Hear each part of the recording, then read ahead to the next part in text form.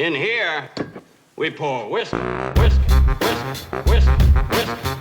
You were that creature in the ginger beard. Sturdy and ginger. Like vampires, the ginger gene is a curse. Gingers are beautiful. You owe me $5 for the whiskey and $75 for the horse. Gingers? Oh, hell no. This whiskey is excellent. Ginger. I like gingers. Ladies and gentlemen, welcome back to Whiskey Ginger. My guest today is one of my favorite people on earth. I say that for all my guests, but I mean, once again today, it's Brian Simpson. Yeah, man, thanks for the having me. The return of Brian Simpson brought a big bag of Nordstrom with him. What's going on, bro? What is it? What are we talking? I just shopped because I was bored. I was just shopping. I never used to go shop over there before. I like that. I like that you said that you're on cloud 9. I was like, what's the deal? You're like, I'm on cloud 9 right now. I'm having a moment, you know, like because like I sold out the main room the other day, and I've never done that. You know, it's just one of them little things where it was like, you know, the store means different things to different people, but yeah. But to come back, to be gone and come back and sell that bitch out, it was fucking awesome. Wow, dude, congratulations. I mean, look, dude, it's so funny that I've seen you on your rise. I mean, I've known you now for a couple of years, and I've watched it kind of happen, and it's deserved, also kind of predicted. I'm not Nostradamus, but I did call it out. Oh, yeah. I did say this was happening, and I dictated it exactly how it was. I even named your special before you named it. I did all that shit. No, that's the other side of it too. Is coming here and running into some of the OGs, like people I haven't met before. Oh, right. And they're like, "Oh, your special was great." You know, who did you run? Who have you seen that you didn't know before that now you know? Jimmy Carr. Jimmy Carr said some nice. He pulled me to the side and said some real wonderful special. nice things. I loved what you put together. Yeah. So accurate. And I just met Adam Carolla. Just met him. I thought he was going to be nuts. He was cool. Yeah. Almost everybody that's nuts is cool. Well, that's kind of the it's thing. whether or not you know you're nuts, right? You know what I mean? Yeah, it's kind of like what's his name? The frogs are gay. Alex Jones. Yeah, Alex Jones. Like, he's extremely aware that he's crazy. He'll tell you he's crazy. Oh, yeah. Yeah, he'll let you know he's crazy. It's like the self-awareness kind of takes you off guard a little bit. Yeah, because you can't believe it. You kind of want him to be always insane. Yeah, right. But, you know, like he's, when I saw him through Joe, I was like, oh, no, he's very aware of what he is. Well, that's something that you really, look, a lot of people don't realize that it's easy to hate a motherfucker from a distance. Yeah. You don't really hate a motherfucker unless you hate them when they standing right there. Yeah, that's so true. You know what I mean? And also people that you say you hate, and then you meet them sometimes, and you're like, he was all right, man. Yeah, because hate's just like love. It's like sometimes your feelings are really about the thing that you've created in your head, like the caricature of them in your head, but you don't know them. No. And then you get around a motherfucker, and it's like, oh, I guess I didn't know that. Uh-huh. You know what I mean? Because it surprises you. I have good friends that are pieces of shit. Yeah. But I know enough about them that it mitigates it. Right. But if all I know about you is your shittiness, it's easy to hate you. Well, yeah, because everyone's got their flaws. Yeah. You just have to know how much of a piece of shit are they? Yeah, exactly. Are they a little nugget, or are they fucking fill a bowl? You know? Yeah, you don't have fill a bowl around you. You don't have big dudes that are just, you don't have dudes that are that. I can't stand it. Yeah. You kind of segregate yourself a little bit, especially in the comedy scene. You're a consummate comic, so it's kind of like you don't really have time for bullshit. Or so it seems. Yeah, or small talk and it's just not for you. And something else I've gotten over being liked. You know. What do you mean you are well liked though? I know, but I've always been well liked, and so whenever I ran into somebody that didn't like me, it would bother me because I was like, well, wait a minute, what you know? But now I'm like, if I don't respect you, I don't need you to like me. Right. Well, even if I respect you and you don't like me, I just think I don't fucking whatever. We don't click then. Yeah. There's got to be people that don't like me that. I probably respect that. I'm like, whatever, man. I don't give a shit. There's nothing I can do about it. Yeah, we're never gonna. Yeah. What's that? It's an old quote. Is what other people say about me is none of my business. Yeah. I don't care. Also, bro. like, I know I'm not gonna be one of those old comics with no friends. You know what I mean? Because that's all I'm scared of. It's like getting to the finish line and having no one give a fuck. That's the saddest shit, bruh. It scares me. We see it. We see it a lot. We see it not where we see it more than you would think. Yes. And but like I said, I always say this. Like, I think I'm lucky. Like, I'm part of this generation of comics that, like, we don't hate each other as much because we aren't compete against each other head to head for stuff. Right. Everybody kind of has their own little lane. So we don't. It's a lot of because if you talk to any comic from like 30 years ago, and they all got all these little fucking hidden beefs and all of, you know. And well, it's like, Joe's Rogan generation. Rogan has it. A lot of those guys, there's a lot of weird beef that we didn't know about, and we still don't know about it. But you hear it. Sometimes it pops up.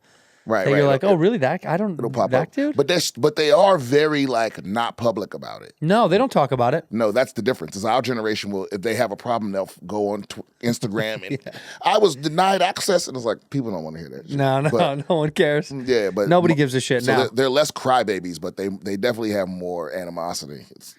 Yeah, you know, but yeah, of course, because they've held that for a long time. Yeah, we help each other though. Well, like Bobby's generation, Bobby has hard resentment for certain people. He'll never let it go. Yeah, and you know what? And this is the honest God truth. I don't even know what most of my peers are doing. Why would you? But I know, but You're busy. But I know people that like they obsess over it. Yeah. And it's not healthy. Like unless I see you every day, like I know what Shane's up to, I know what Tony's up to, I know what Derek Poston's up to. Right. But I see them all the time. Right. But I don't be going, oh well, they got 3 things and I only got 1 thing, and what does that mean? And Right. I don't give a fuck about Just it. count what's in front of you. Don't worry about somebody else's bullshit. It's like you beat the game, bro. Yeah. Like you know what it is, man? I'm surrounded by people. Sometimes I feel like Hollywood is a lot of people that are like they have 90% of what they want and they're miserable because it's not 100. Right. You Well, know? but 100 doesn't exist. Right. That's the it's irony. Like you invited 200 people to your birthday party, 150 showed up, and you're not partying because you're like, how come the 50? Who gives a fuck? You have enough people for a party. Yeah, I said it was like, I don't know if you ever played. If you played Super Mario Brothers, right, you would beat the game. And after you beat the game, you could still go back to the levels and get the extra bonus things that weren't there, right? But you already beat the game. But that's what I feel like this thing is. Like once you've beat the game, quote unquote, you're making a living doing what you love. You beat the game. You did. Do you really need to go back to get all the fucking leaves or whatever the shit, the little like the little rabbit tail or whatever the shit, like all those little nooks and crannies that you're searching for? Sure, fun to go chase them, but to be upset that you don't have all of them is very strange to me because you already did it. You be playing other games. Yeah, I did. When I was a kid, I used to love Super Mario, but I always felt like, but I already beat it. So why am I obsessed with going back and finding all the things I didn't find? I mean, you know, you got it. Be happy with what you got. But that's the human condition is we're like, we move the goalposts constantly are moving. That you're like, oh well, I want this. Well, I want this. Well, I have this, and now I really want this. Right. But I think you reach a certain age. I mean, you're grown enough. You made it at a grown part in your life where you kind of know already that you're like, no, this is right. This is good. Oh yeah. Well, I mean, I'm grown in most ways, but I still feel like a child sometimes. Well, how old are you? You're 40? I'm 41. Yeah, bro. You're grown. Yeah. We're grown. I'm But 40. what We're adults. I mean is I'm immature in a lot of ways. Yeah, but we all are. I mean, everybody is. That's why I think we still act like children. We still think like kids. I mean, I think something about comedy stunts your growth a little bit because you're not put in situations that the regular adult has to go through, right? My friends that have kids, they had kids at 27, 28 years old. They had to grow up real fast. So the world hit them in a different way. Yeah. You know, the world didn't, a lot of comics don't get hit that fast. They don't get married. They either never get married or they get married late or they have kids and they never have kids. And if they do, they're 37, 38 by the time. We just didn't have to grow up as fast, you know? I think because you're focused so hard on entertaining people, you know? Yeah, you do put that, it's really a gamble. You know? Yeah, you're putting your life on the side. Speaking of which, man, I did the fucking. Did you do the 5K, the 2K, 2 Bears? No, 5K? bro, I got invited to do that 5K, and I was like, I was out of town first of all, but I was like, I don't want to do it. It was for me. It was like a point of pride because you know when I was in the Marine Corps, it's like 5K is just 3 miles, 3.2 miles or something. But we used to do that for breakfast. Yeah, that's not a big deal. So right, but then I literally haven't done. I mean, I've been working out, but no cardio for years. Yeah. And I go out there and it's like it was so pathetic, like to something that I used to do routinely that I could barely. I made it like 150 feet before I was like, oh. And no. you smoke too. And I smoke. Yeah, that's not gonna help you. And it was bad. It was because you know what I realized is I was like, oh, I thought I had decent cardio, but I realized like I was only taking care of my lungs to the point where like enough to have sex. And I was like, oh, well, I'm good. I can have sex and I'm good. And now I realize that's not enough. Like if I just came and my house was on fire, I would die in that house. I would have nothing in the She tank. would get out though. Yeah. Maybe. Bye, Brian. Right. He's on the second floor. I'd be like, yeah, it was a lot going on. We finished though. Ari ran with me like a pro. Who did anybody knock it out? Did anybody show up? Like who was really good? Who was fast? Well, they weren't timing it, which was crazy. Because when I got Isn't that done, the whole point? I don't know. when I got done, they were like, "What was your time?" I was like, "I don't know. I didn't keep track." I thought that's what those things are. I think maybe they were because Ari and I both showed up last. They closed the starting line after we went. That sounds right. Yeah, and then we finished last too. So maybe whatever they were doing, they had already shut it down. Or Did you run the whole time or did you walk? Hell no, I didn't run the whole time. No. I ran with we would walk and then we would sprint between we're gonna sprint to that cone and we would sprint Right. and then we would walk and then we was and then it was like let's just walk. You know? Just walk it off. And then it was like but then I was like but wait a minute but when we see we have to run we have to be running when we cross the finish line. Yeah, when you turn a corner, you got to do that thing. Yeah. And that's what we do. We turn the corner. It was like, that's enough distance to break a sweat and cross the finish line with some out of breath. Because this is for content. They need the content. Yeah, that's for the Or internet. they don't need the content. But you know what I'm saying? Like, No, they need the content. I know there's cameras. Yeah, there is. Oh, with Tom and Bert, there's never not cameras. Yeah, there's cameras. I used to run 5 to 7 miles every day or every 2 days. But after I got injured, I stopped running. Now I just do rowing and elliptical and bike and all that stuff because I don't want the pressure on my back. I don't like anymore. No, rowing's awesome. I have a row machine. Shit's phenomenal. Well, that's good cardio. It is, but it's hard for me to use because it's not made for chubby people. Yeah, there's not a chubby when machine. you get up to that right there, it's not You're it's not clogged made. up. Yeah, you got to move. You got to situate your nuts a certain way. You got to spread it out. Yeah, and you know what's funny? I saw Bert the night before. I saw him polishing off a bottle. No, and I was like, "Aren't you running tomorrow?" I was like, "Oh yeah," and he ran twice. He did the first run with the fans and then did the second run with the celebrity. Yeah, he's Mickey Mantle, bro. Bro, he really is a machine. He really is an unstoppable force. That guy until something stops him. Yeah. He is beauty in motion. Where you're like, I guess it just works, and I don't know how he does it. When I was on Fully Loaded, same thing. Well, you know what it is his philosophy is I do everything to stay healthy enough so that I can drink like this and party like this. I know, I feel that. And I'm like, okay, I get it because it's better than I can't talk shit at all. He's better than what I'm doing, but I don't drink like that. No, you're not that kind of drinker. You like to have a couple, but you're not like a. Yeah, I never seen you real fucked up. It's happened from time to time, but very seldomly. Pretty rarely. Yeah, I'm never gonna like get so drunk I puke. Like that hasn't happened since I was 12. There's a couple people last night. I can't say their names, but they were fucking ripped at Gillis's thing. Yeah. I mean, annihilated. Well, I've been getting much more drunk than I usually do here this week. Well, this Netflix thing has been getting everybody. Yeah, because some people you gotta pace yourself. It's like I ain't gonna say who, but like I ran into somebody in the lobby, and I'm like, yo, what's going on? He's like, yeah, I'm hungover. Like we did Molly, and it's like Molly on day one. Yeah, no, it's not a day one Yeah, drug. that's not a day one drug. That's day 4, maybe 3 or 4. That's like I leave in a couple of days. Yeah, right? Yeah, where I can go recover where I live. Yeah, it's like once I got done all my obligations is when I was like, I'm turning up. Sure. And because the store is. The last time I was here was August when I was running my album before I shot my special. Live from the Mothership on Netflix right now. Go check watch. It out. Yeah. I'm sure they have. People that are watching this have probably watched it. Probably, yeah. But I get to the store. The last time I was here, it was almost like sad. It was like the back bar had like Closed down. boxes in it, and it was like hardly anyone here, and then nobody hang after that set.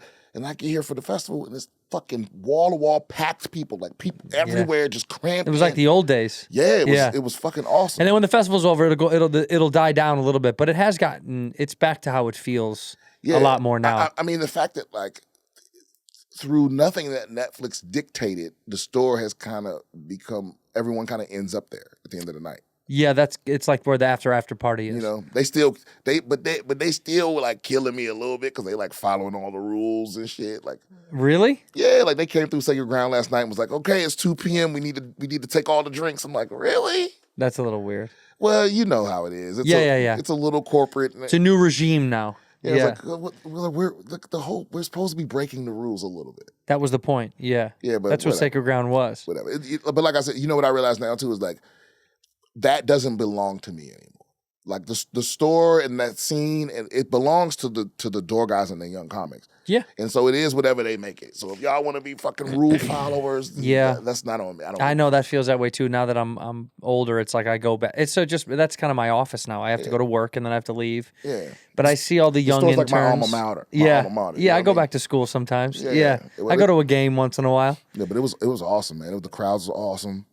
That's what's changed after the special is like a different recognition from the crowd. Right. You know, like a different like a different pop. Well, they love you going in. Yeah, right. It's not show me something. It's I can't wait to see. And it's also it's not even like, oh, I know that guy. It's like, oh, that's who I came. Yeah, it's a different. I paid money to watch excitement. you. Yeah. No, it's great. It's great to watch. Yeah. Are you loving Austin? Huh?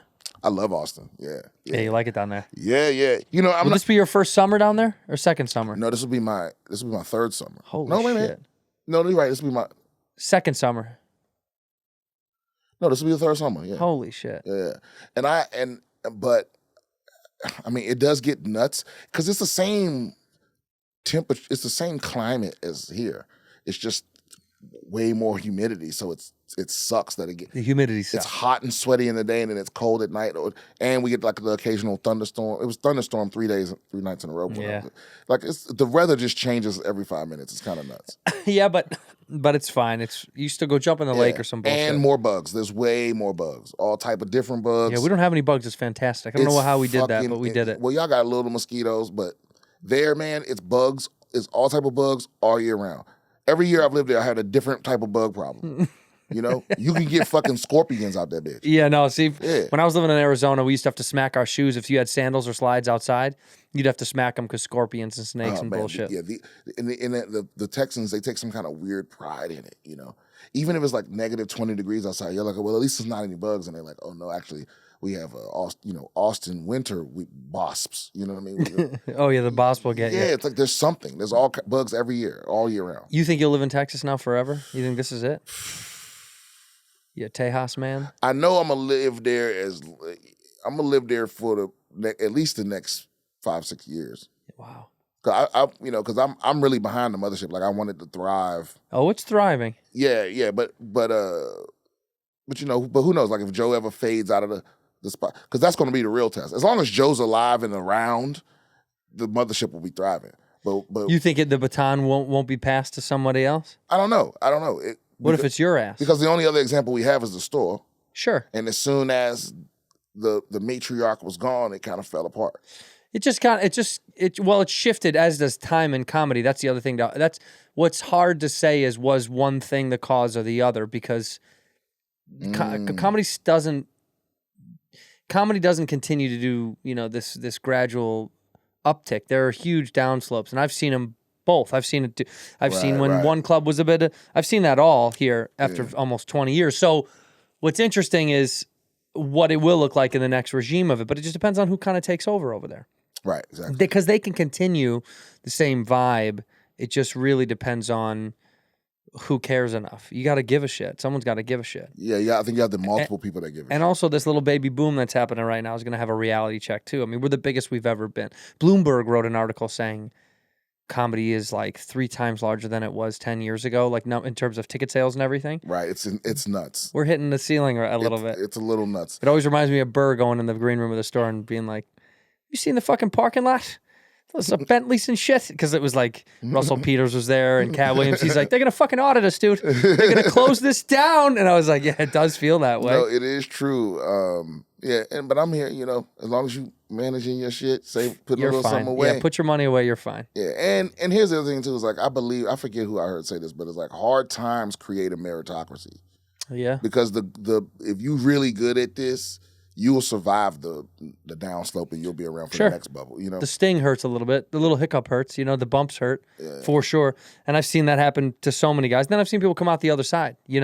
There's dudes I know that, not to name, but like they've struggled. And then they had a little pop and they thought that was going to be it. And then way down. But then now back up again. Now like things are happening again. I think it's all what you make it anyway. I mean, that's a big part of it. Are you focusing on ladies at all or no? Huh? You going to get a lady out there? I'm doing what I'm doing. Oh, you're doing your thing? Yeah, I'm doing my thing. I mean, I just got out of a relationship. You did? Yeah, last year, like late last year. But it's it's You're good. a free man now. It's good. Yeah. I mean, I always live free. Yeah, you do. Yeah. You'll never get married, you think? I don't know. I just feel like that's a bad deal. It is a pretty bad deal. Like, listen, I feel like, if you already got a wife, you got out the game just in time. But Yeah. it's a bad deal. Like, like if you took what marriage is and you wrote it out on a piece of paper and you took it to a lawyer, they would be like, don't sign that. Yeah. Who's trying to get you to sign this? Yeah. It's a scam. It's like, It's a bad contract. yeah, I'm like, but again, I understand it. Like, that's not acceptable to most women. Right. Of like, I need to be able to destroy you for me to feel loved. You know what I mean? So I don't know. I just can't see it. If you ever hear that I'm engaged, that's a special. I can't wait to hear that shit. I can't wait for you to fall in love with some fool. And you just drown yourself. See, the problem is I fall in love all the time. But you don't go that far. I fall out of love just as easy. All right, yeah. I'll be on Monday. I'll be like, "Yo, she the one," and on Wednesday I'll be like, "I can't stand this bitch." But that's everybody. Right. That's all of us. Just sometimes you go, yeah, but I think this one is gonna last. I feel like this is something different. Yeah, maybe. I think you know what it is. I think the problem is the amount of times I've thought that and been wrong, and then you stop trusting your picker. You know, you gotta put that picker away. You're like, nah, bro, no, I'm telling you, no, I did. But this one, and then 6 months later, you're like, what the fuck was I thinking? Or the wild shit is when you have your friends say to you, yeah, we couldn't stand that bitch, and that pisses no me one off. ever said I'm like, anything. tell me, dog. Yeah, I want to know, dude. Like because I feel like, who's your go-to guy? Who's the one person you could go to? Poston? Yeah, I was just gonna say. Poston would be like, because Derek would be like, we don't like that bitch. We don't like that. Yeah, because you got to say it right away. Yeah. If you wait until I'm in love and I'm feeling good about it, then it feels disrespectful. It also feels dishonest. You knew? How did you not say anything if you knew? Yeah, it's like, you were excited. I didn't want to real. We went to dinner twice. Yeah, but so Poston and then my older brother would say something too. Does he live in Austin, your older brother? No, he lives in D.C. Okay, I was just gonna say. He'd be like, yo, that bitch ain't it. Yeah, but that does hurt your feelings when someone goes like, I dated someone and people are like, we couldn't stand that woman. Yeah, after the fact that she done ruined my life. Now I was like, why didn't you tell me before she threw a knife at me? That would have helped. Yeah, I did a background check. She was a scam artist. Like, what? Well, yeah, why did you not inform me of the thing I'm into?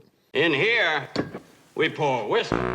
Hey, summertime is creeping up on us, my good friends, and sometimes you have a couple of people over at the house and you run out of a little sip-sap for the party. If you're looking to grab some more booze and you don't want to leave the house because you shouldn't be driving and you're like, what do we do? Who do we turn to?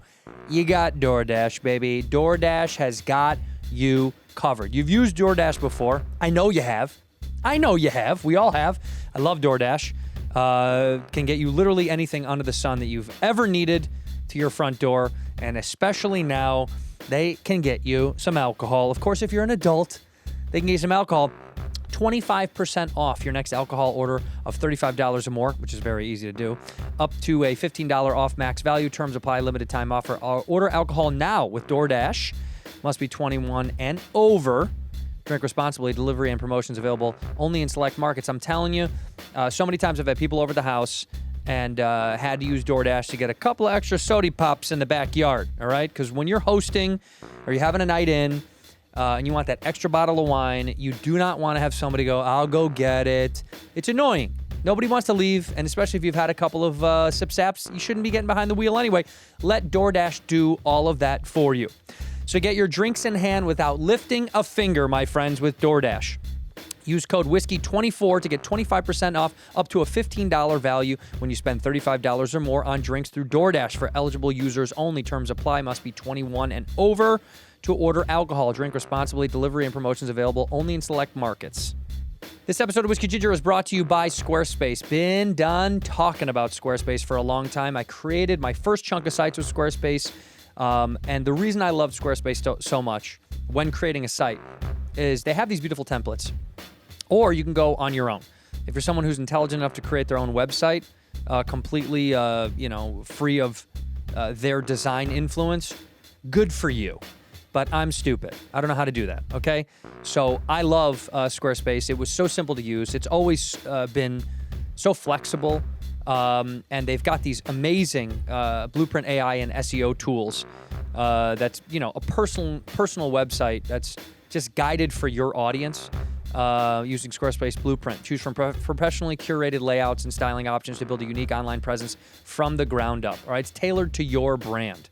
And some of the best part about what Squarespace is doing now, you can sell content on there, sell merch, or whatever it is that you're pushing out to the world. Whether you're an instructor or you're an artist, they have so many ways now to grow your brand and your audience. They got flexible payments, make checkout seamless for your customers with simple, powerful payment tools. Accept credit cards, PayPal, Apple Pay, and in eligible countries offer customers the option to buy now and pay later with Afterpay and ClearPay, which is awesome. Let people experience your brand with so many different options using email campaigns, the Squarespace AI, and also these amazing templates with wonderful analytics to help you connect with your audience, whomever that may be. You got to try Squarespace if you're building a site. How do you do it? It's very, very simple, my friends. Go over to squarespace.com for a free trial when you're ready to launch. Squarespace.com/whiskey to save 10% off your first purchase of a website or domain. You know it. Squarespace.com. Tool around, have some fun. Free trial. When you're ready to launch, go to squarespace.com/whiskey to save 10% off your first purchase of a website or domain. Ginger. I like gingers. Yeah. When are you going out on the road now? You working on a new hour? You got to be, right? I got a new hour, yeah. All right. Yeah, I was working on it before I filmed the last one. Oh, you were, because you had that thing was already done for you. You were already. No, it wasn't finished, but I think my strategy is I take a break from the material so it doesn't feel stale. Sure. Like I do that like 8 weeks out. And so for 6 weeks I was only working on new stuff, and then for the last 2 weeks I run the hour as much as I can. That's smart. I like to get away from it before I film a little bit because I just get nervous that it's going to feel like routine. Yeah, I'm hitting too many. Yeah. It's like you don't need that much batting practice. Yeah, because I think you got to be a little scared. You got to be a little not. It has to feel a little like, I got to find it a little, Yeah, because otherwise I think if it's too massaged, even they can tell that you've done it too much and you don't really like saying it. Right. It's like they want to see that you're finding it as well. Like you're coming back to it, Oh, yeah. And then shout out to Baron Bond. He directed the fuck out of that. Oh, I love that dude. Yeah, man. I didn't know he directed your special? Yeah, man. No shit. He's a fucking genius. I think it's the first special he directed, but I knew it. I knew he would knock it out of the park. Well, of course. Well, he's really, really bright, dude. You talk to that guy, you can tell he's really bright. He just like every time I'm around him, it's like just brilliant shit is just spilling out of his head. Like he can't help it. He can't turn it off, and so it just comes out. It overflows. Does he live down there? No, he lives in Atlanta. I was gonna say he's not here anymore either. No. But he used to be around here a lot. Yeah, but a lot of people aren't here anymore. Yeah, no, I know. Everybody left. Or they're pretending like they're still here, but they're somewhere else. Right. They want to make people think that they might be here. They're scared. I don't know. I don't believe in that. Yeah. Yeah. I don't give a shit. I'll still hold it down out here. I'm going to be the last man on the boat. That's why this is this. I don't do anything to help my career that I'm uncomfortable with. Like, I don't need to, I'm not going to go to that fucking party because it's the end result is going to be someone's going to not like me afterwards, because it's not my environment. I'm going to do bad. Yeah, you're gonna be the worst version of you, which you don't want to do anyway. Exactly. And so it's like, and I don't even want to be here. I don't want to meet that person that bad. Right, yeah. I don't want it. Yeah. And so it's like, I feel like if you just fuck with the people that fuck with you, you'll get the things like you can thrive that way. Like the people that are good at, like some people are very skilled at talking to you for 30 seconds and it feels like they talk to you for 15 minutes. Oh yeah. And they'll go through and work the whole party and walk away and everybody will love them but I'm not that person. I think of someone right now. That's so funny that you say that. Some people have that skill and I envy it. I admire it, but I don't got it. No, I don't think you need it. I think you've got the other thing, which is like you come in comfortably if it works for you and then you move when you move. Right. But it's frustrating for my team. Fuck your team. Sometimes I say no to stuff and they're like, what? Fuck them. And I'm like, I can't, They're deciding what island to vacation to. I don't fucking believe. Yeah, because you learn real quick. It's like motherfuckers will be like, well, because if you say yes to please everybody, and then later on go, I was miserable. They go, well, you should have said something. I know. Right? So I was like, I always say something now. No, you do. Yeah, you have to. I'm like, I don't want to do that shit. Yeah. Well, now are you like? Are you entering this world of like being surrounded by famous people and all this other bullshit that are in your sphere more? It's slowly starting to happen. Just be careful, But it's like, but because I'm in Austin, it's like most of the time when I meet a famous person, there's more famous people around. You know, yeah. like, cause I'm almost always around Joe or Shane or Tony.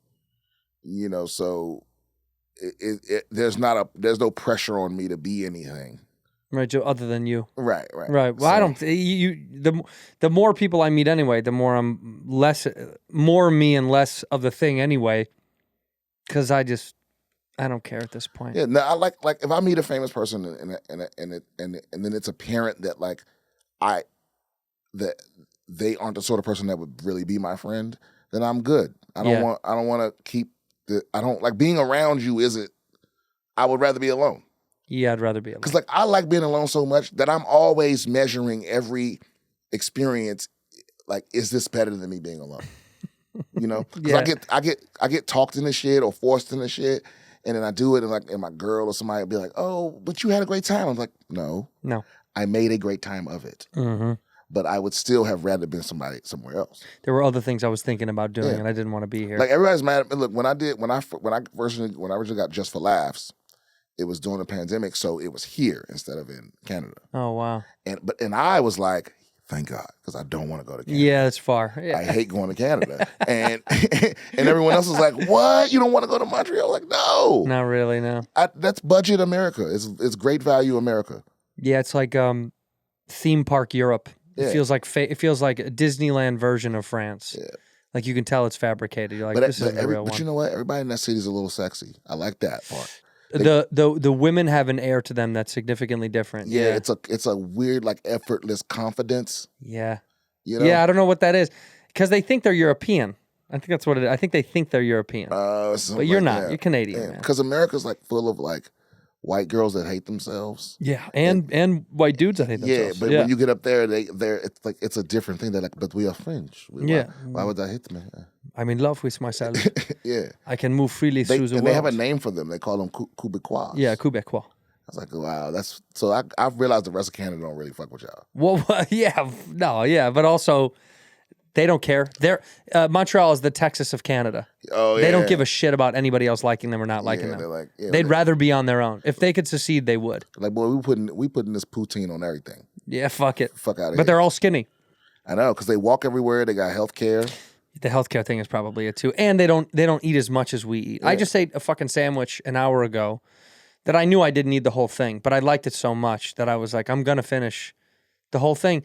The discipline here, you don't need, they give you more than you should ever need, and you think, well, if they gave it to me, I might as well. I mean, what's wrong with eating the whole fucking thing? But it's like so much. Because there's not a guy measuring what's a right amount of sandwich. Do you know what I mean? Right. They're just giving you sandwich, and you're going, okay, this place gives me one this big. Well, I guess I'll eat it. It's cut in half. For some reason, cutting it in half in your mind goes, wow, it's... Yeah, and up there's like, I was up there, you get like a 4-piece chicken, and they bring you these little tiny pieces of chicken. Yeah. You're like, what the fuck is this? And you're like, oh, that's right. They're not gluttonous. Poisoning the birds. Yeah. They're not gluttonous, stuffing them with water and solution to swell them and make them juicier. No, they don't do any of that bullshit. But I don't care. You know, we'll die fat and happy. So who gives a shit? Yeah, that's the plan. What's your city now that you like playing? Like, what city are you selling the best in? What's been the best city for you? Like, you know how, like, I know because where you're at right now in your career is like, I know you're selling great tickets. You're all over the country. And then you start to see the cities that show you, like, I had cities show me love that I didn't even think. Denver. Denver shows you a lot of love. Denver, Philly, and Madison, Wisconsin. Well, yeah, Madison, one of the greatest. I think I pretty much expect to sell out whenever I go to those places. What about the West? Well, San Francisco? No, Seattle. Oh, Seattle's great. I sell a lot of tickets in Seattle, yeah. Yeah. San Francisco, fuck San Francisco. So funny, man. I do so well in San Francisco. It's unexplainable. I've always liked them. It's always had a good time. But I always sell well in that city. I think I've always sold well, but I just don't like being there. The city itself. Yeah. The audiences are fucking phenomenal. The audiences are great. They're great, man. But you don't like the city. I don't like the city. It's Manhattan with hills. Yeah, hilly Manhattan, It's a trash can with hills. You know what I mean? It is. Yeah, but you know what? You get yourself up early enough, go to Buena Vista, have an Irish coffee. Just like walk the water. Dude, any city, Houston, San Francisco, and New York and Cleveland, the only cities I've been in where it's like you would just randomly get hit with big, warm pockets of air that smell like different bad smells. Yeah, right, Just, right. just piss, and then you turn a corner, shit. You turn another corner, decaying roadkill. You know? And I can't. Houston's that to you, huh? Yeah. Oh yeah, Houston's bad.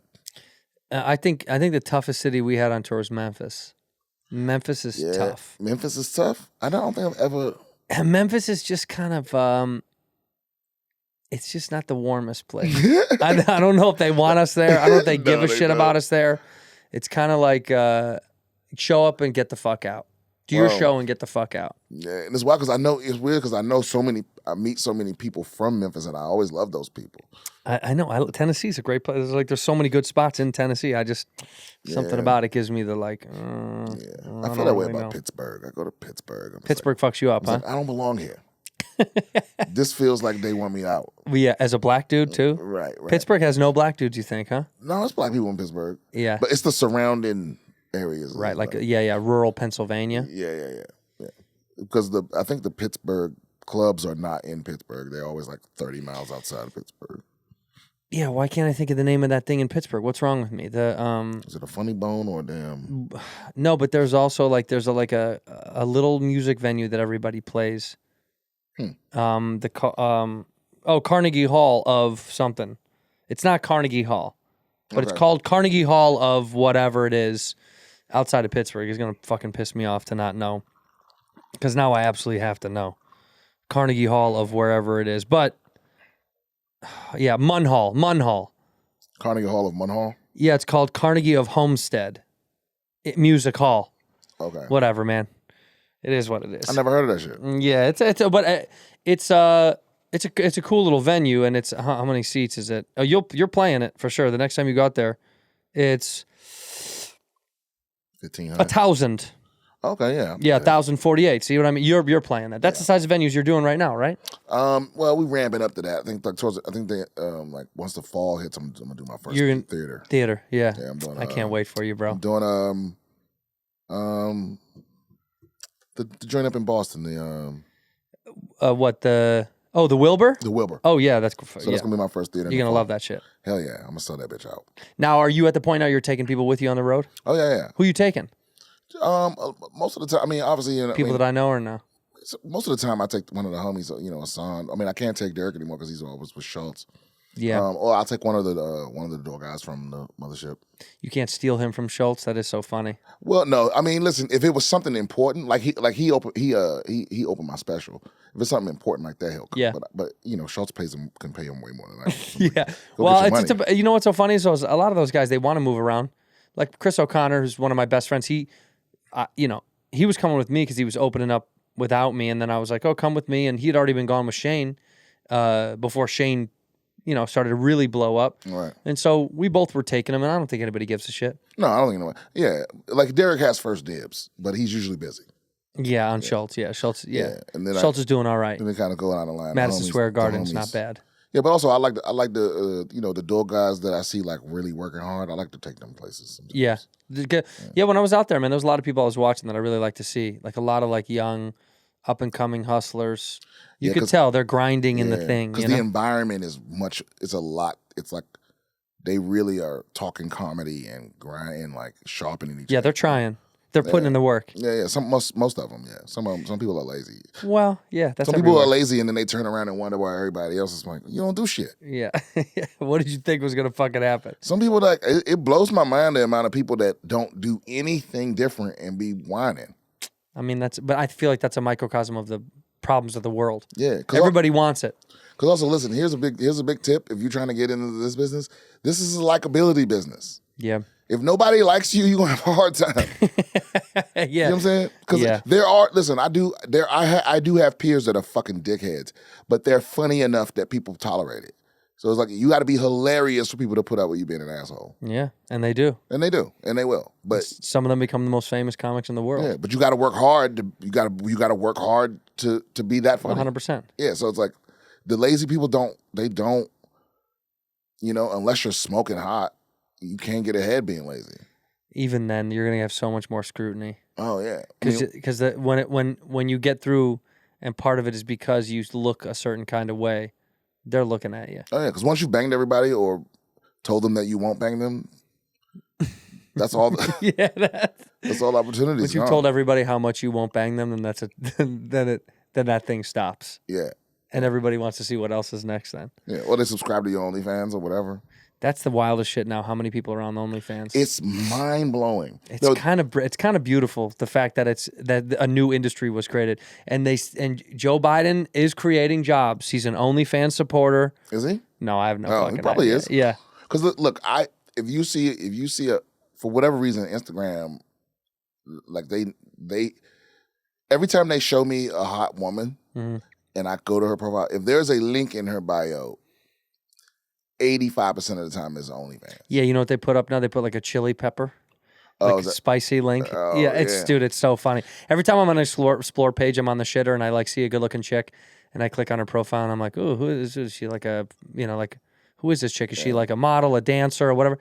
And it always has like the link to their OnlyFans. And look, I ain't mad at you. Get paid. No, get paid. But don't act like you better than the niggas that subscribing to you. I hate it when they like... Right, like you think you're above the people that pay you? They call the subscribers creeps. Yeah. These creeps are just paying to see my titties. It's like, you putting your titties up there. You did it. Yeah. That's like us hating people that laugh at your shit. Right, exactly. You're like, bro, that's the whole goal was you to be there to pay me to do the thing. But did you hear about this kid recently? I think he got expelled from school because people were passing around pictures of his mom from all OnlyFans. He got expelled? Because he beat the shit out of some kid. Oh, well, I get that. Yeah, yeah. Like, that's gonna keep coming up, man. Yeah, dude. Yeah, the amount of moms that are on OnlyFans now and don't know that they're future moms on the way out. It's a bummer. It's coming. Yeah. The internet is forever, and also it's got to be keeping this in an algorithm somewhere that when one thing is found about your mom, it all comes flooding out at the exact same time. Well, you know what I think? I think we need a reset. Crash the internet? I think just needs to be an official government, like we're wiping the internet, because we didn't know we were doing it first. Right. So now everyone gets a chance to approach the internet knowing what it is. Smart. Right? Like everything goes away. Yeah, everything goes away. Start from scratch. Everything you've ever, not the articles and stuff like that, but all posts, all social media posts get erased. I kind of like this. And so everybody gets a do-over, and now we know how to be careful. Start now. Well, because I see my buddy's son is like 14 or 15, and he doesn't really post at all. But when I was younger, obviously not that young because it wasn't available yet, but we posted everything. We did. And he doesn't really post because he's kind of scared of what to post. He doesn't want to say anything or do anything that gets the criticism or the hatred or he wants none of it a little bit. And I get that because you're so inundated by seeing so much hate or so much love that I think it's overwhelming for someone young to be like, well, I don't even want to put up a photo. But you know what's wild is like a lot of them are like really behind in the social skills though, because they don't have to go do the thing. Yeah, when they hang out, it's online. Like you remember going to the pool in the summer or some shit like that, or going to like a summertime hangout spot, and you were forced to either like talk to the girl that you were uncomfortable talking to or befriend the group that you thought was really cool. Like you had to go out of your way to feel feelings of like discomfort and vulnerability. And it makes you a stronger person. You also you start to decide at that point in your life what's worthwhile for you. Right. And if you don't have that, I think that's because now kids they're taught the opposite, that they should never be uncomfortable.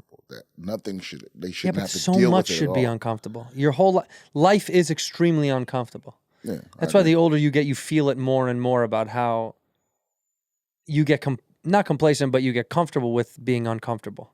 Yeah, I agree. Yeah, like I'm more comfortable now than I've ever been about being uncomfortable. There's so much pressure and bullshit, that you're like, well, I don't fucking care. That's why I find my little bullshit hobbies, In here, we pour whiskey. This episode of Whiskey Ginger is brought to you by Rabbit Hole Distillery and their one-of-a-kind Kentucky bourbon and rye whiskeys. Behind this beautiful sauce I've been talking about for quite a while now is Kaveh Zamanian, their founder, their godfather, if you will. left a successful career to craft the world's finest spirits. That he did. He was the fastest ever to get inducted into the Kentucky Bourbon Hall of Fame. Come on. If you're looking for something truly magical this summer, I implore you to try some Rabbit Hole. This is their Boxer Grail. This is their straight rye whiskey. For a long time, a lot of people say, I'm not a rye guy. You will be after you try this rye. They also have 3 other expressions other than this one. They got the Cave Hill, which is their OG triple malt bourbon. The High Gold, High Rye Double Malt. This is the Boxer Grail. And, of course, what I usually push and sip on this show, which I really like a lot, is this Derringer. This stuff is finished in Pedro Jimenez PX Echerica. You got to say it like that, otherwise it doesn't count. Cherry notes are going to smack you in the face, but it's not too overwhelming where it ruins the flavor profile and the depth of the bourbon inside of this. It is so very good. For their price point, I've said this before, it's probably some of the best whiskey out there. Please go try it. Go to rabbitholedistillery.com/buy now. Rabbitholedistillery.com/buy now. Use that promo code RABBIT for $5 off your first order. Find it wherever it is sold near you and pick up a bottle for yourself or for a friend. Enjoy responsibly. Hey, when I first moved to Los Angeles, California, didn't have but 2 shekels in my pockets. My credit was pretty bad. It was really bad. I went to buy a bed, and I couldn't afford it. I couldn't afford a little bed. And I remember thinking, how am I going to get my credit to a place when I could lease a car? I was like, I can't even get a bed. How am I going to get a car to get around town? That's why KIKOFF was invented. KIKOFF is incredible. It's the fastest, easiest way to safely jumpstart your credit and get those goals quicker. No credit check required. Look at that. Sign up for a monthly plan in minutes and start building credit immediately for as low as $5. All right? Credit is a looming thing in our society. It's a bummer. And you need to build credit. You got to get good credit if you want to continue on in society, being able to acquire stuff for your day-to-day. I'm not talking about buying a private jet, all right? I'm not talking about one of those guys. I'm talking about just simple things. Credit is going to affect you going forward in the future, and it's tough to get out of that rut. Thank God for stuff like KIKOFF. It's a credit line that's just for credit building, not everyday spending. Smart, legit credit cat with no catch and no credit check. You got to try it. Users with credit under 600 increase their credit by an average of 30 points in the first month. That's huge. Very, very good. You can sign up in minutes from your phone, start building credit right away, use AutoPay to build credit while you sleep, and never worry about missing a payment, because I know I've missed so many payments. Phone bills, internet, all that stuff I always miss. But with KIKOFF, they got you covered. No credit check, cancel at any time. All right, it's the #1 credit building app out there. It's over 100,000 positive reviews on the App Store. 98% of those are 5 stars. So why not join? Over 1 million people building credit with a KIKOFF credit account today. Get your first month for $1 at getkikoff.com/whiskey today. That is KIKOFF without the C. That's KIKOFF.com/whiskey. Special offer applies to new KIKOFF premium customers for their first month only, subject to approval, and only available on getkikoff.com/whiskey. Terms of offer are subject to change. Based on observed Equifax Vantage Score 3.0 changes for KIKOFF premium customers with starting credit under 600 who made on their first on-time payment between January 2021 and March 2024, payment behavior and other credit activity have an impact on your credit. Individual results may vary. Ginger. I like gingers. You got little bullshit hobbies now? Oh yeah. You're into some bullshit? Yeah, I game a little bit. I'm this close to golfing. Yo, come with me. Come with me. Everyone keeps talking about it. You know what I'm gonna do? The advice I got. I'm gonna go to the driving range a few times and see if just go. If I like it. No, let's just go. Because if you go to the driving range and you don't do well, you're gonna go, fuck this, I don't want to play. Right. Yeah, but let's just go play. Then if you don't like it while you're playing, you can just walk. You can go, I'm out. That's easier then. Because the driving range is not a good testament to the game. It's not gonna feel the same. Just go play and fuck up. What is so addictive about it? Is there a small selective group of people you really enjoy hanging out with? Yeah. Okay.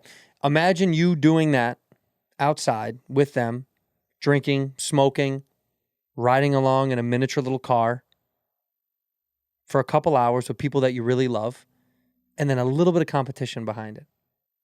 That's the best way I can describe it. Mm-hmm. Hanging out with the people I love the most to spend time with, outside, drink, smoke, do whatever you want to do, and a little bit of competition on the edge of it, which I like a little competition. You play games because you like a little bit of competition. Yeah, a little comp. So it's the same kind of thing without having to be like, I have to run a fucking 5K. But I like a competition that I have a chance in.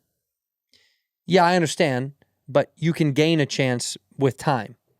Like anything else, if I picked up a game right now, you'd fuck me up so bad. In any game you play. I don't play video games. No. But I'd be intrigued by the idea that I might be able to get better at it. And if you have that bug, golf is the same thing. Okay, I could dig that. You're like, I might be able to get better at it. I'm going to try. Well, for years, Rogan always made fun of me about it. And now I think I smell him a little bit going, maybe I would try it, maybe. You know? Burr said the same thing. Burr was like, dude, it's so fucking stupid. You're going to get cancer. He was saying that. You sit out in the sun all fucking day. I was like, you'd love it, dude. And then he tried a few times, and he does love it. He's like, I can't commit, though, because I'm an addict, and I'll never stop. Right, like I'll just go way too much into Which is what we all do. But who gives a shit? That's my vice. That's like my favorite fucking shit on earth. Golf. Oh, my God. I want to do it every day till I die. It's expensive, though. Yeah, it gets a little expensive, but I mean, it doesn't have to be, right? There's probably municipal courses in Texas. So you one of those people where, like, when you hit the road, you set aside time to go to certain courses. I'm bringing my bag tomorrow when I go to Nashville, and I'm going to go play twice. Once with my dad's best friend and once with Court McCown. You know Court. Oh, yeah. Yeah, and a couple other dudes. Sounds exhausting. Bargatze's not going to be there, but he's usually in Tennessee. John Chris. No, dude, it's great. Dude, because I realized, like, throughout my life, the amount of opportunities I've missed out on because I didn't play golf are tremendous. Yeah, but I mean, you find it in the other things that you involve yourself in, though. You know what I mean? Like, whatever your other thing is, that's the crew you accumulate naturally anyway.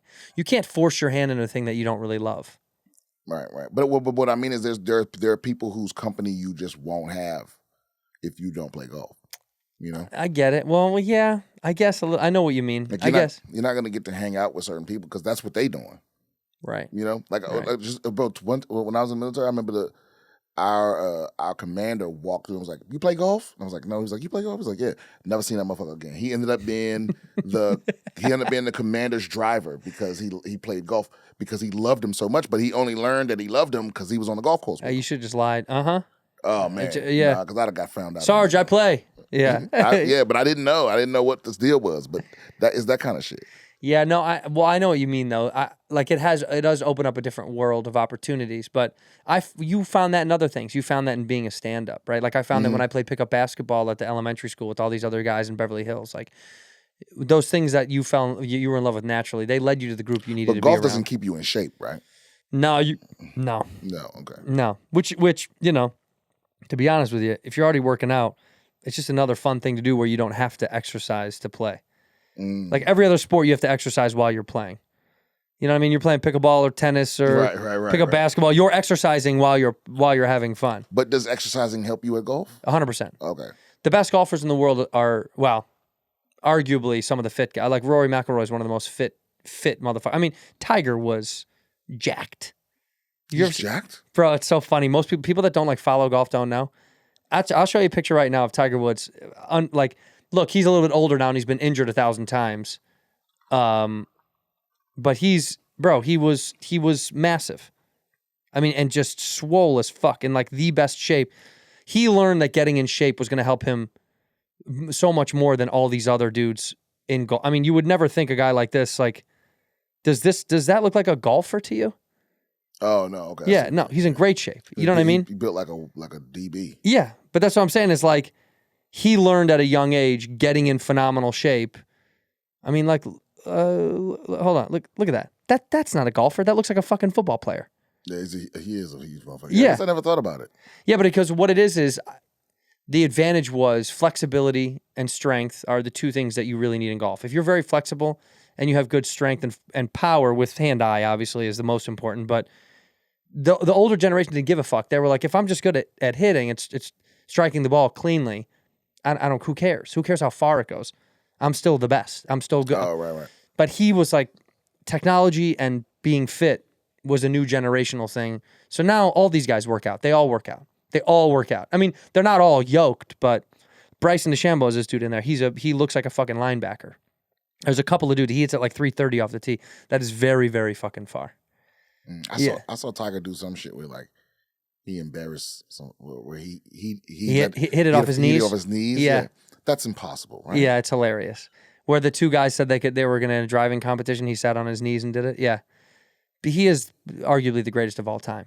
It'd be like Jordan doing, if like someone being like, you know, I can dunk like this, and Jordan being like, well, I'll do it with my eyes closed just to fuck with you. Yeah, at 60. Yeah, and he still would. Yeah. I read an article, somebody said that Jordan has admitted to having a bunch of kids all over the country. He's like, the amount of women that I was laced up in the late 90s with. And Anthony Edwards, who plays for the Timberwolves, they keep doing this thing where he looks like him a little bit.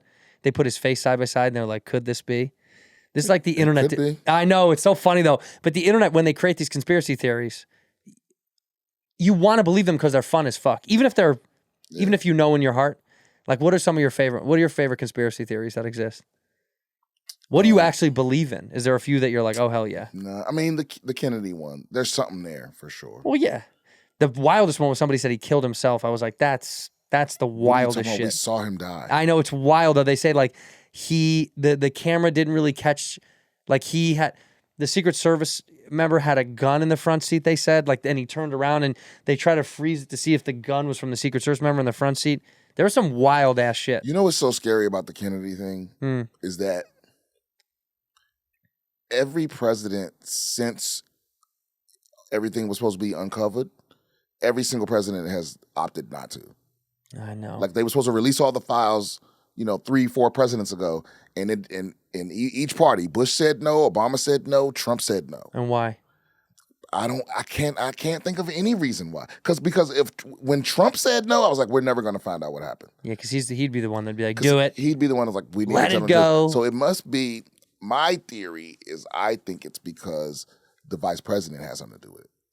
Oh shit! It's like, who had the most to gain? That motherfucker.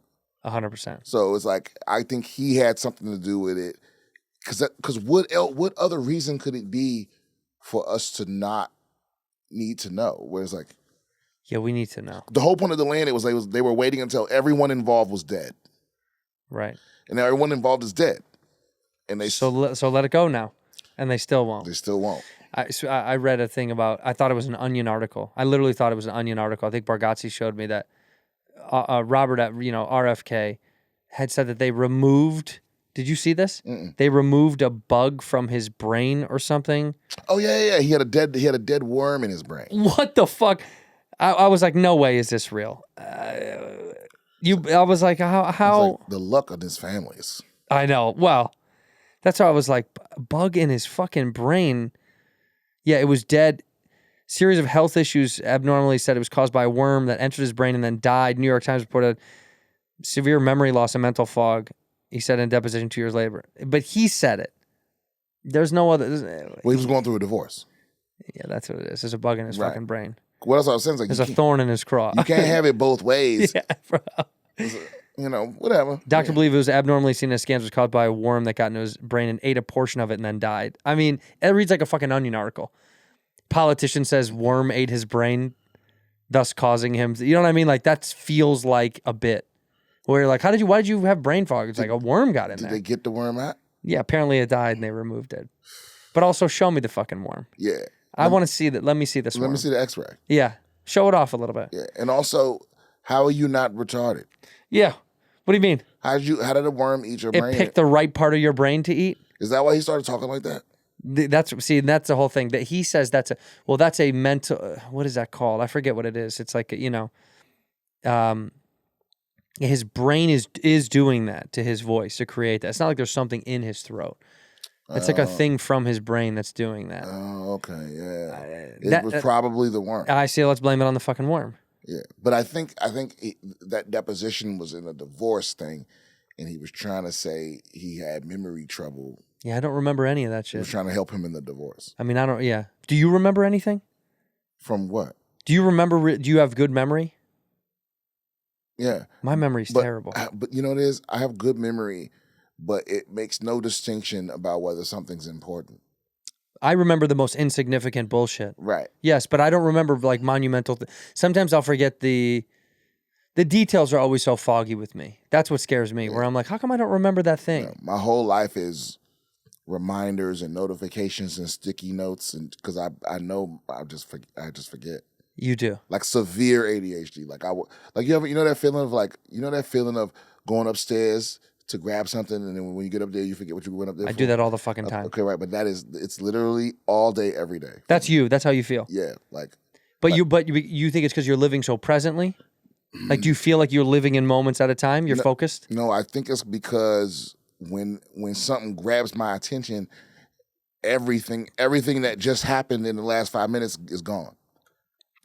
So I'll literally, I'll be about to leave out the door, grab my phone, grab my wallet, and go, oh shit, my keys are upstairs, and then get upstairs and grab my keys and run down the keys and go, where's my phone? And then go back up there to get the phone. Like, oh god, here's the phone. Where did the fucking keys go?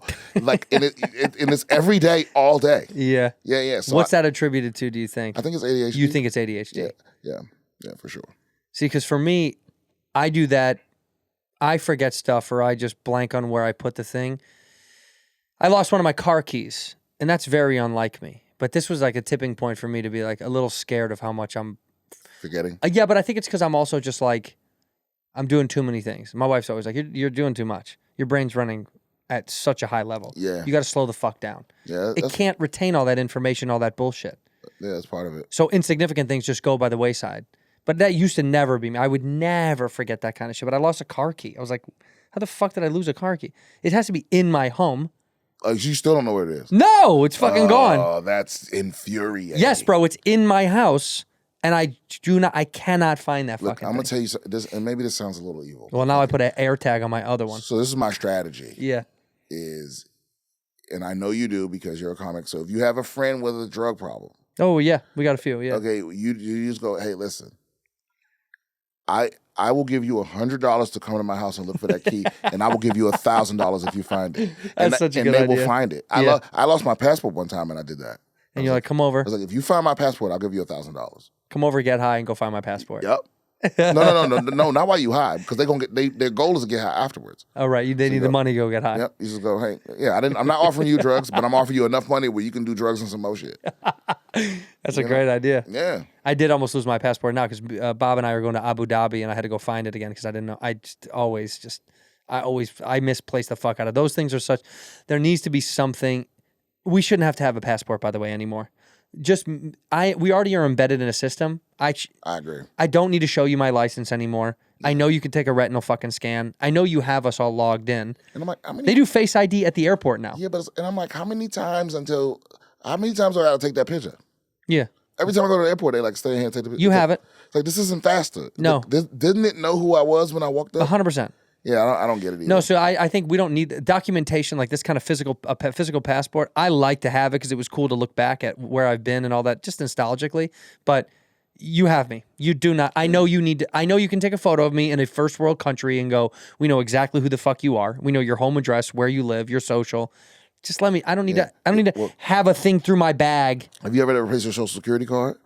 I have my social. Okay, you can. You only get, I think, 4 in your life, and they'll just never issue it again. They'll just never give you another one. That's what they say. Well, it'd be great to lose 4 and then you don't exist. But I'm like, why do you need that? Why do you even need a social security number? You have a DNA. Yeah, well, the social is for them to. Well, the social was for them to. It was just data collection. Right. Okay. It was almost like the Census Bureau was using that as a way to understand where your number moved in this country, so they could group you into where you went and where your community grows based on your little number. I think that's like almost eugenics, where they're like, where do these people go and how do we keep them where we need them? Well, you got to know where the Italians are, so you know this. 100%. You got to know. Those guinea wops will fucking get in all sorts of trouble, man. You got to keep them sectioned off. I could say that I am one. That's why I had a fucking great Italian sandwich today. And I said to the guy next to me, because it's such a good spot. And the guy was like, I fucking love this place. I was like, me too, man. Really? What's that? Was it? Hold on. I'll send it to you. I'll send it to you. But I was like, you know what? That's fine. I can blow up their spot because it's in the far West Valley. It's nowhere near where I live.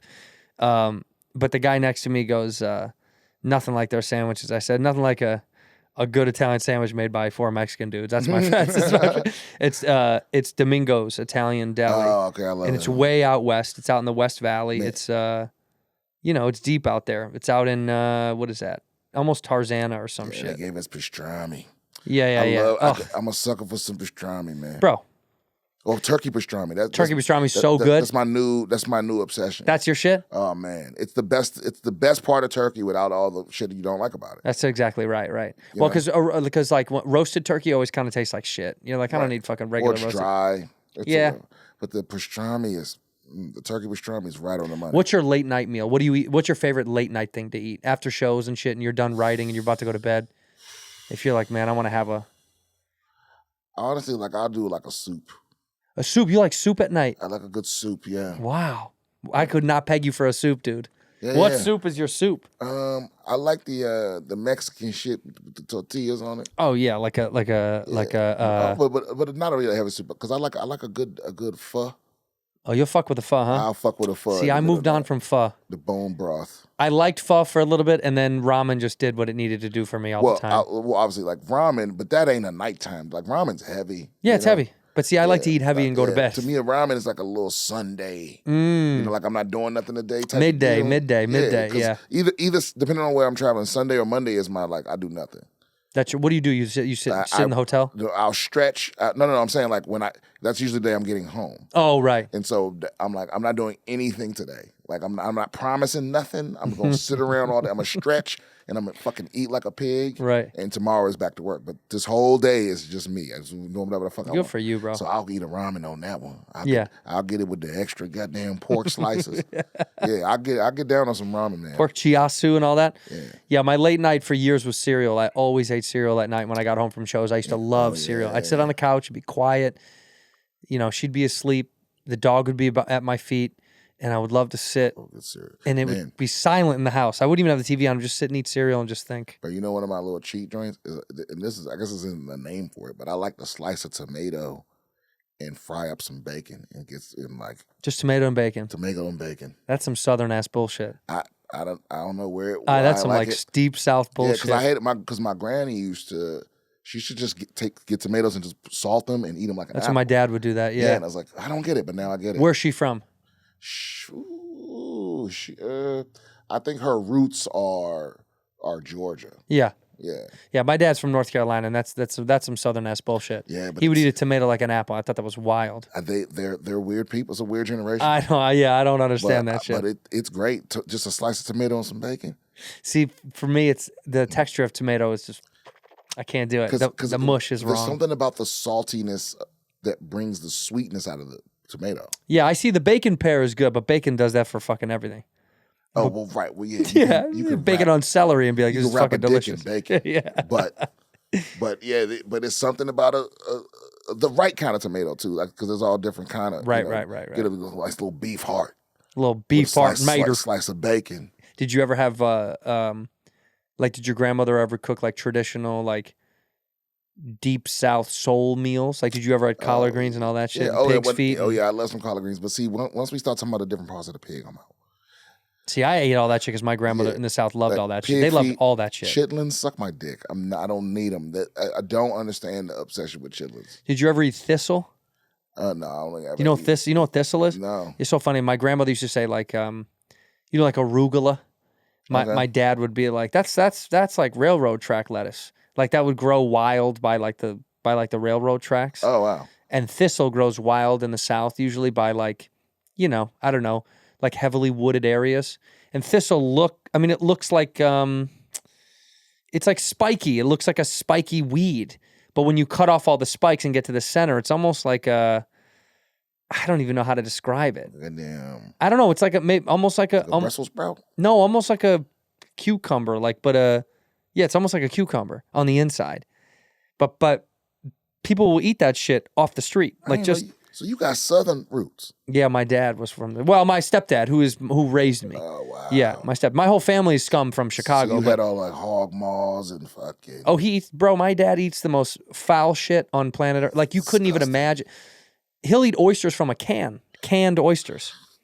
Yeah, dude. See, I just got into oysters, but I love the Yeah, you're never gonna eat them out of a fucking can. No way. They gotta be fresh out the sea. This is worse than what you'd get in the fucking army. You know what I mean? This is like canned, push, pressed, set on a shelf for years. My dad thinks that's like the greatest thing on earth. He loves it. Oh god. Yeah, it makes me nauseous, dude. Yeah, old folks from the South, man, They eats the wildest shit, but also he grew up with all that, so it's not even He questions. My dad will eat. It's also very unhealthy. I mean, I love my father, but there's days he'll have pork rinds for breakfast, just a bag of pork rinds. They're like, you ain't never had bootstring and peas? No. Bootstring and peas is good for you in the morning, boy. I always hated okra. You ever have that Okra's the worst, man. My dad loves okra. Slimy I shit. fucking hate it. There's not enough shit you could put on that to make it good to me. Yeah. But like grits, fine. All that, fine. The standard shit. A country ham. I'll take some grits. Scrapple. Did y'all have Scrapple? Scrabble, yeah. Scrapple's good, so yeah. That's a real regional thing. Some people don't even know what I'm talking No, about. Scrapple's, they had Scrapple, yeah. I'll get down on some Scrapple. Sure. But that's flavorful. Right. Right. It's also real bad for you. Like, all that shit is bad for you. all of it's bro. terrible. None of that shit has any health aspect whatsoever to it. They weren't worried about that. They were just trying to get through the day. You have calories to get through the day. Yeah, I mean, I used to see my grandmother. She'd kill chickens in her own in her backyard. She'd wring the neck, and she would do it all herself. She'd defeather it and all that shit. And she'd come in, and I'll vividly remember this. I told my dad, he laughed. She was cutting a chicken breast, and she was searing little cubes, like little tiny cubes of chicken breast. I remember being probably like 12 or something like that. She was searing these cubes of chicken breast, and like ahi tuna. She would sear the outside and pop it in her mouth and eat it. The inside was completely fucking raw. And she loved it. She's like, come over here and have one of these. And I was like, no, I'm not eating that shit, dude. I know. But that's old school shit. By the way, never got her sick or nothing. She was fine. It's just, I think we're so protected and we're so scared of food because of all the bullshit we put in our food that we know too much. We know way too much. Yeah, we know way too much. Yeah. She never got sick. My grandfather was a beekeeper, and he had, he'd go out there, and sometimes he'd go out there in just the face covering, but nothing else, like nothing else on his body. People wear like the full suit. No, he would just wear the one that covered up his neck, so he didn't get stung in the face. It's just not my eyes. No, he just didn't want him in the fucking face. Yeah, fuck my hands up. Yeah, he did, but he didn't give a shit, and he would rarely get stung. I always noticed that about it. I thought that was wild, because if you're gentle and slow with it, and they get used to your pheromones, bees can get used to a handler, so they'll know it's him when he comes out there. And I guess they can taste it on his skin, and they don't fucking sting him, because they know that he's not going to kill the queen or hurt the queen. He's coming just to collect, and then he leaves. Okay, so they just set some honey aside for him? Yeah, they're like, give it to that motherfucker. Okay, I get it. Yeah, and that's how I know, like, that generation was better than us. Like, because if the day came where we had to go back to being like that? Yeah, where we had to make our own food. Like wring a chicken's neck in your backyard and feather it? Very few of us would survive.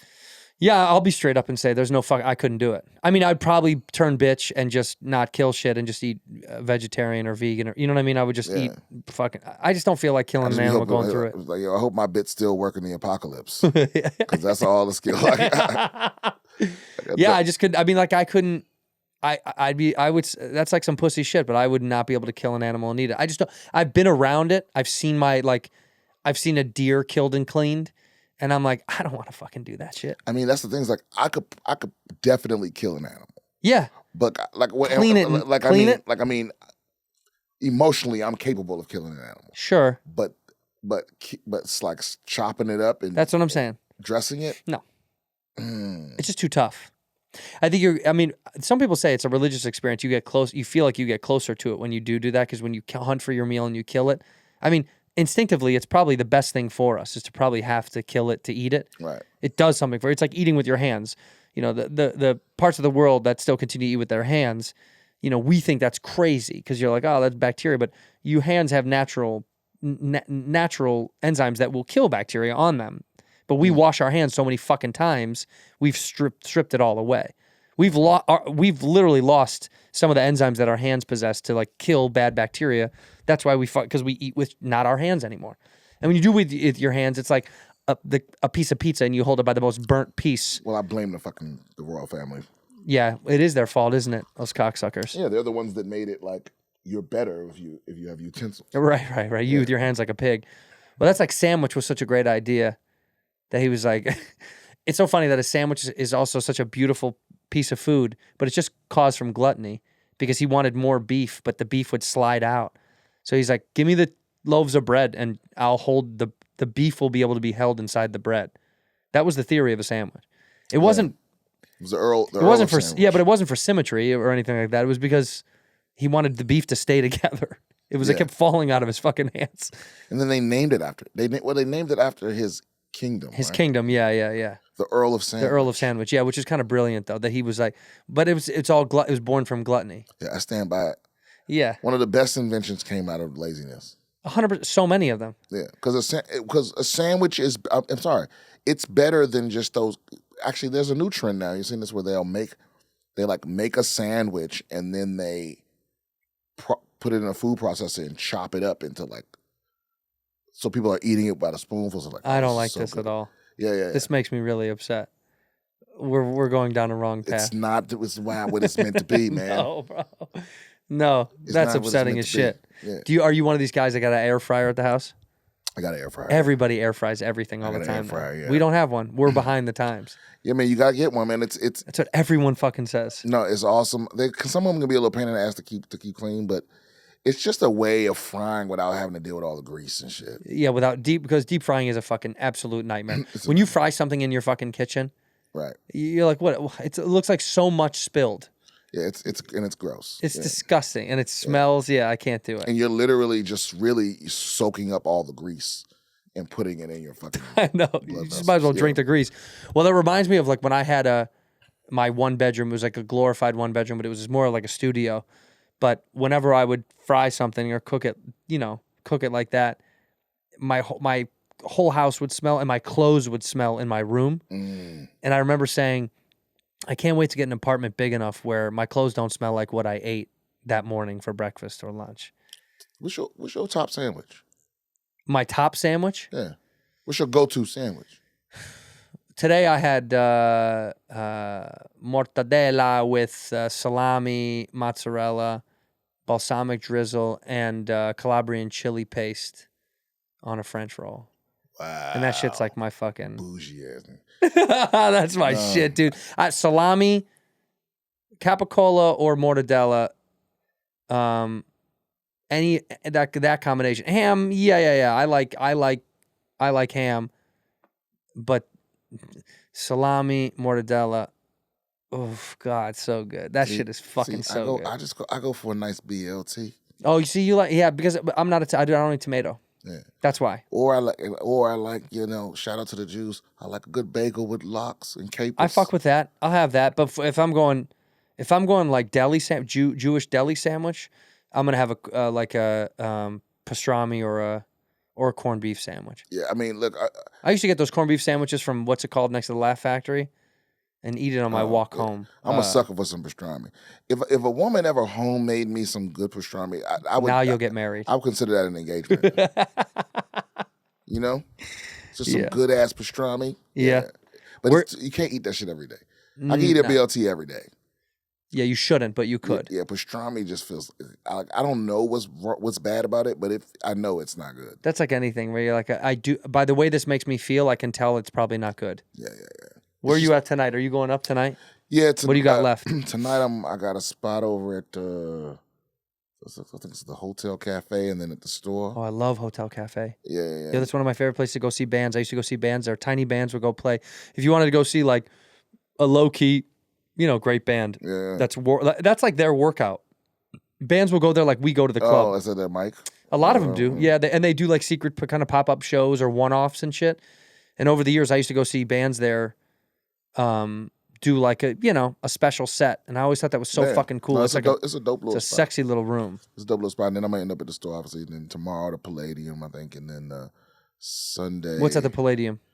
I think that's like, it's like a running Netflix show. Okay, word. That they just, like anybody that's here at the festival can just go and pop up. Oh, that's great. Yeah, and then Sunday I'm doing the Taylor Thomason show. I think that's at the Palladium. The midnight. Oh! Have you done her midnight show? No.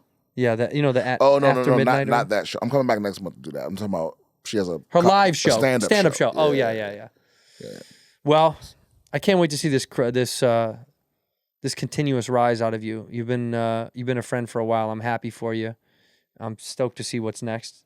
I knew you knew it. You talked about it. We talked about it. We knew that you were kind of having your thing. It was coming. It was coming down the pipeline. No, I appreciate it. And when you get back out in the fall and do theater, since it's in the fall, right? Yeah. All right, kids got to go there. BrianSimpson.com, probably. Yeah. Yeah. My next stop is Phoenix, Arizona, the Desert Ridge Improv. After this next weekend. Desert Ridge, up north. You're up north. Yeah, it's new. No, it's in Phoenix. It's a new improv. Oh, it's brand new. Yeah, it's brand new. But Desert Ridge is, well, I know Phoenix because I lived there. I'm saying, in my mind, that's up north, North Phoenix. Okay, yeah. Desert I don't Ridge. know anything about Yeah, that's up there. Okay. That's like, there's a few clubs up there. But yeah, when I was in school, the Tempe Improv was the only club. Now there's like 7 fucking clubs in Phoenix, which is wild as shit. They keep to me. convincing people to live in that hellhole. Yeah. We'll see. You know why? It's just cheap. Arizona's cheap, dude. They can get you. If they can get you out there, they'll keep you. They're like, good, man. Yeah, because you can miss a bus and die of dehydration. Yeah. Go to BrianSimpson.com. Go see my man. I love you, bro. You're the best. Look in that camera. You say one word or one phrase to end the episode to take us home, my friend. Get revenge. Don't forgive. In here, we pour whiskey, whiskey, whiskey, whiskey, whiskey. You were that creature in the ginger beard. Sturdy and ginger. Like vampires, the ginger gene is a curse. Gingers are beautiful. You owe me $5 for the whiskey and $75 for the horse. Gingers are